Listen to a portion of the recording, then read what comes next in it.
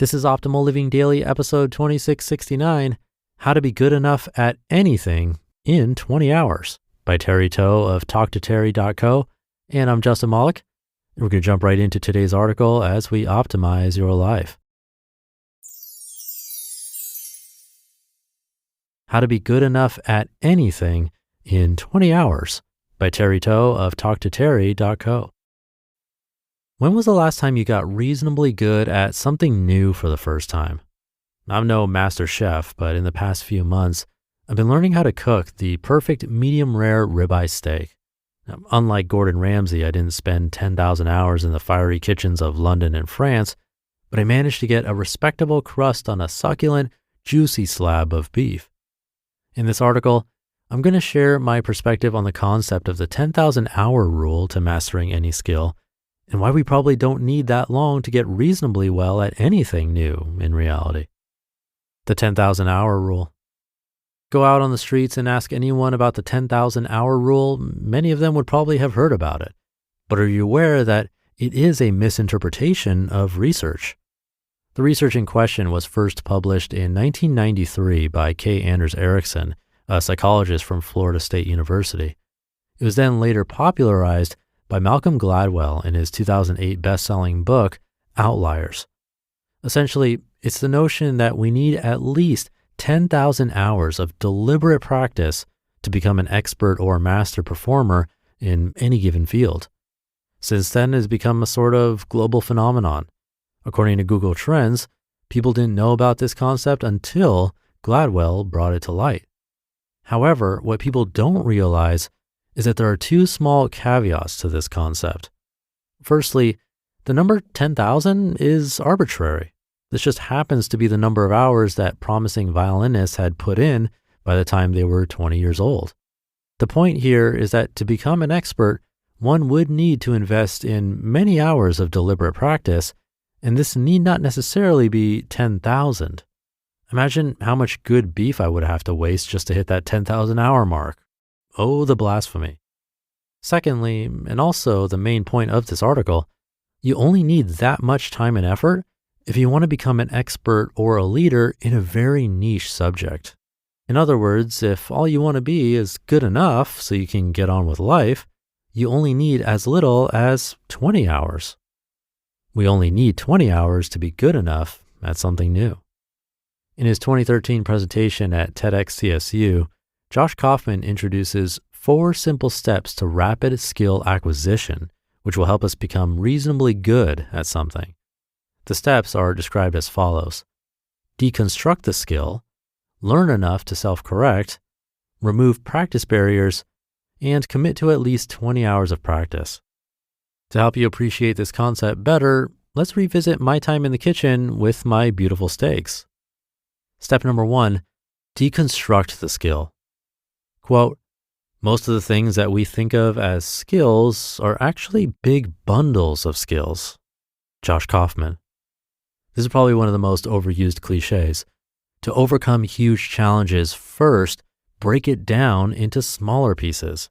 This helps us identify and focus on the parts that will make the most impact on our learning first. Back in the kitchen, this is where I take a step back and break down the process of cooking the perfect steak. 1, preparing the beef. 2, seasoning the beef. 3, searing the beef. And 4, resting the beef. Step number 2, learn enough to self-correct. Quote, learning becomes a way of getting better at noticing when you're making a mistake and then doing something a little different. Josh Kaufman. The next step requires us to exercise self-awareness. Kaufman explained, quote, what you want to do is learn just enough that you can actually practice and self-correct, end quote. Here, I'm busy noticing and taking notes about how I'm executing the steps and adjusting them according to the outcome.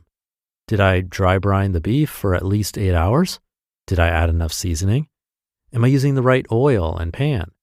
How long do I sear the beef for? Did I rest the beef long enough before serving it? With enough practice, we should become more aware of the right conditions that'll produce the intended outcome.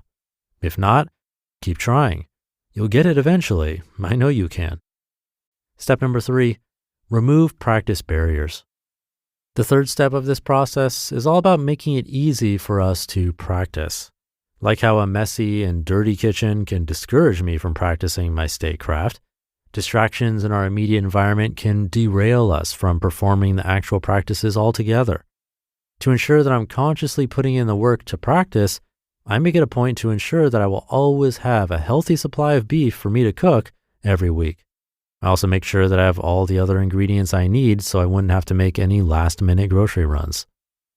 And step number 4, commit to at least 20 hours of practice.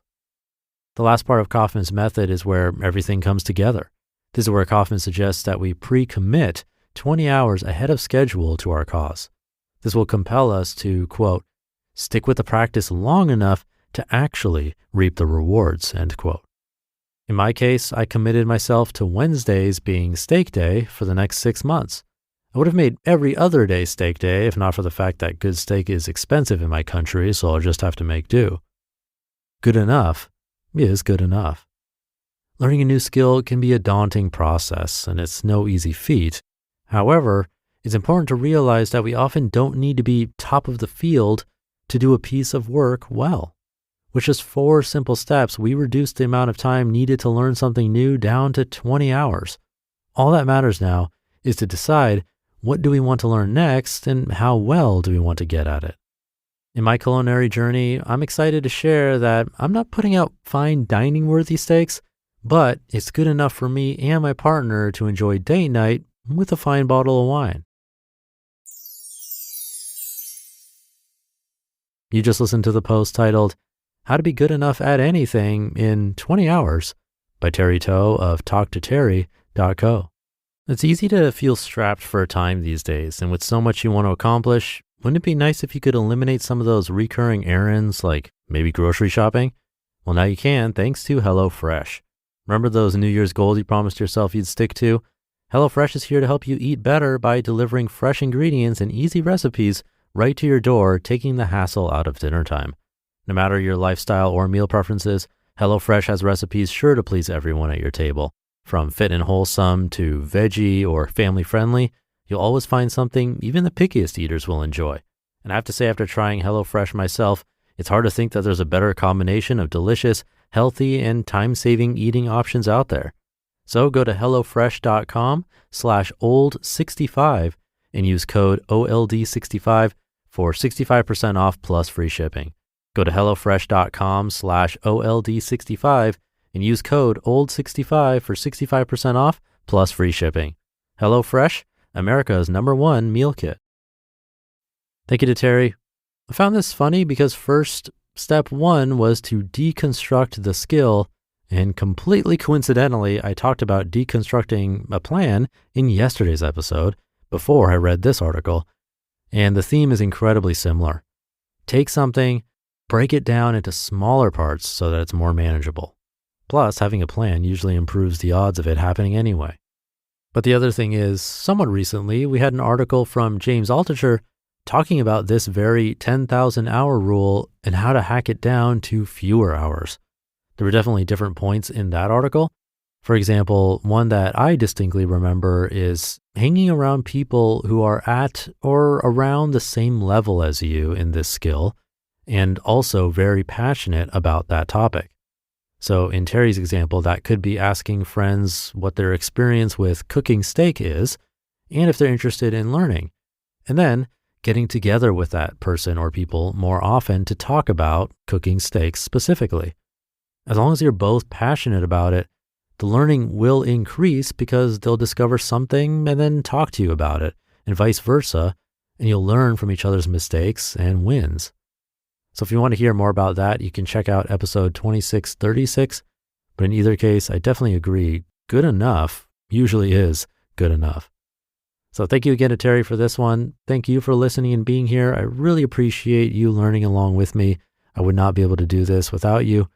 It means a lot that you're here. So have a great rest of your day. I'll be back for the Thursday show tomorrow, where your optimal life awaits.